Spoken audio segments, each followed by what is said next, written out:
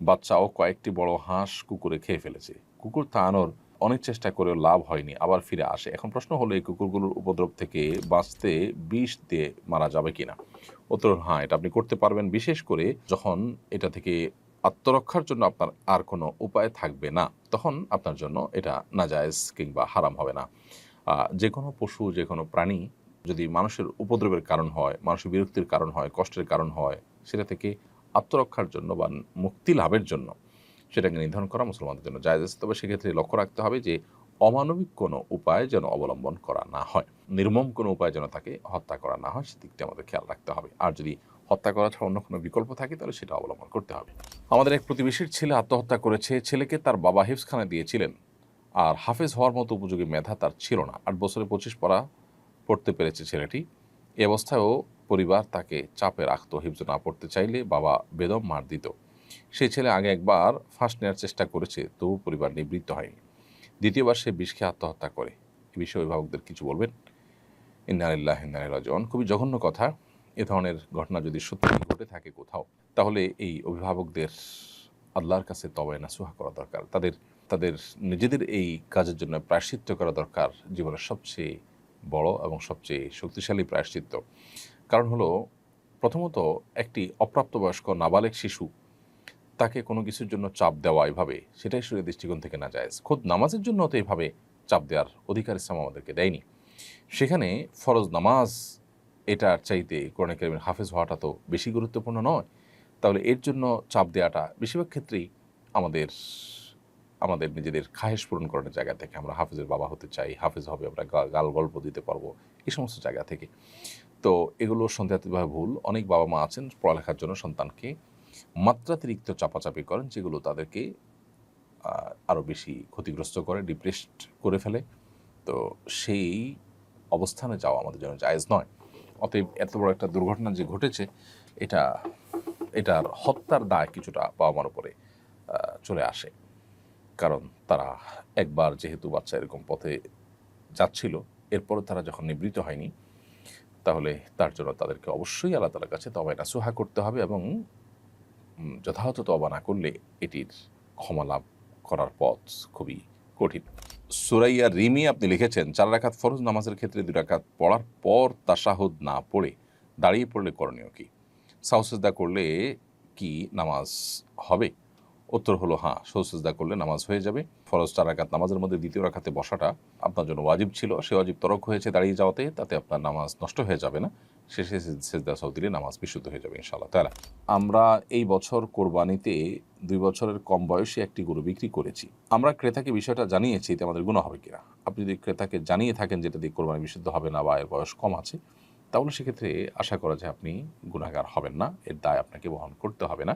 তবে যদি মনে হয় যে কেউ এটা দিয়ে কোরবানি করবে এবং তিনি মাসআলা জানেন না, তাহলে জানিয়ে দেওয়াটা আপনার কর্তব্য। জাস্ট এটুকু যদি আপনি করে থাকেন, তাহলে ইনশাআল্লাহ আশা করা যায় আপনার গুনাহ হবে না। যিনি কোরবানি দিয়েছেন, যদি কেউ দিয়ে থাকেন, তাহলে দায়িত্বটা তার উপরে বর্তাবে। আর যদি কোরবানি না দিয়ে থাকেন, তাহলে তার কোনো কথাই নেই। আমার ছোট মামা মারা গিয়েছেন। আমার মামি ওনার ভাসুর আর জায়ের সাথে আগামী বছর হজে যেতে চান। উনি কি যেতে পারবেন? উত্তর হলো না। ভাসুর মাহরাম নন। অতএব কোনো মাহরাম পুরুষের সাথে তার হজে যেতে হবে। সেজন্য তাকে সর্বোচ্চ চেষ্টা করতে হবে কোনো মাহরাম খুঁজে বের করার। যদি সেটা না পাওয়া যায়, তাহলে সেক্ষেত্রে তার জন্য সেখানে হজে যাওয়াটা অপরিহার্য নয়। অর্থাৎ তিনি হজে মাহরাম ছাড়া গেলে বরং গুনাহগার হবেন। এরপরে মেহরিমা সুলতান নূর আপনি লিখেছেন, আমি প্রেম করে বিয়ে করেছি, কিন্তু শ্বশুরবাড়ির কেউ আমাকে মন থেকে মেনে নেয়নি। 6 বছর ধরে ভালো ব্যবহার করেও তাদের মন পাইনি। স্বামী বিদেশে থাকে, সবসময় পরিবারের কথা শুনে আমাকে সন্দেহ করে, গালি দেয় এবং সংসার ভাঙার হুমকি দেয়। আমি তাকে খুব ভালোবাসি, তবু সে সম্পর্ক ছিন্ন করার কথা বলে। ইসলামের দৃষ্টিতে আমাদের করণীয় কি? স্বামী স্ত্রী উভয়ে ভালো, বিদগ্ধ, বিচক্ষণ কোনো আলেমের শরণাপন্ন হতে পারেন, কাউন্সেলিং নিতে পারেন। উভয়ে পরস্পরের অধিকারগুলো সম্পর্কে পড়াশোনা, জ্ঞান অর্জন করা এবং ভালো মানুষের সোহবত সান্নিধ্য নেওয়া, এটা আপনাদের জন্য গুরুত্বপূর্ণ। আমার মনে হয় আপনাদের নিজেদের যে কলহ, সেটা দূরের জন্য, বিশেষ করে আপনার স্বামীর উপরে আপনি যে অভিযোগ করেছেন, সেটা যদি সত্য হয়ে থাকে, তাহলে তার জন্য এটা আরও বেশি গুরুত্বপূর্ণ। বিধায় সেই বিষয়টি আপনি তাকে দেওয়ার চেষ্টা করেন। আলহামদুলিল্লাহ, এবার হজ সম্পন্ন করলাম। হজের শিক্ষা কিভাবে পরবর্তী জীবনে কাজে লাগাতে পারি, এ ব্যাপারে আপনার পরামর্শ নির্দেশনা কামনা করছি। ধন্যবাদ। আল্লাহ তাআলা আপনাকে আপনার হজকে সুসম্পন্ন করার তৌফিক দিয়েছেন, এবং দোয়া করি আল্লাহ তাআলা আপনার হজকে হজ্জে মাবরুর, হজ্জে মকবুল, এমন হজ যে হজ মানুষকে নিষ্পাপত্য এনে দেয়, সেরকম হজ হিসাবে আল্লাহ আপনার হজকে কবুল করুন। আর হজের শিক্ষাগুলোকে জীবনের পরবর্তী ধাপে বা পরবর্তী জীবনে ধরে রাখার জন্য আসলে অনেক স্ট্রাগল, অনেক পরিশ্রম, অনেক মেহনত আমাদেরকে করতে হবে। এর ভিতরে একটা পরিশ্রম হলো যে প্রতিনিয়ত হজের যে মাশায়েরগুলো, হজের যে জায়গাগুলো, সেই পবিত্র জায়গাগুলোর পবিত্র অনুভূতিগুলোকে আমরা বেশি থেকে বেশি স্মরণ করার চেষ্টা করব, রিমাইন্ড করার চেষ্টা করব এবং সেগুলোকে আমাদের উপলব্ধিতে জাগরুক রাখার চেষ্টা করব সবসময়। আর একটি ভালো পরিবেশ, যে পরিবেশ তাকওয়ার পরিবেশ, দ্বীনি পরিবেশ, নেককারদের পরিবেশ, সেরকম পরিবেশের মধ্যেও আমরা যথাযথভাবে আমাদের নিজেদেরকে এঙ্গেজ রাখার চেষ্টা করব, সময় কাটাবার চেষ্টা করব ইনশাআল্লাহ তাআলা। যখন মানুষ ভালো পরিবেশের মধ্যে থাকে, নেককারদের পরিবেশের মধ্যে থাকে, তাদের চৌহদ্দি এবং সারাউন্ডের মধ্যে থাকে, তখন তার জন্য দিনের কাজ করা বা দিনের পথে চলাটা তুলনামূলক সহজ হয়। অনেকে হজ করে এসে নিজের আগের যে গড্ডালিকা, আগের যে স্রোত, আগের যে পরিবেশ সেখানে হারিয়ে যান, যার কারণে তারা আর সেখান থেকে ব্যাক করতে পারে না। তো এই জায়গাটাতে আমাদের ফিরে আসাটা দরকার এবং গুরুত্বপূর্ণ।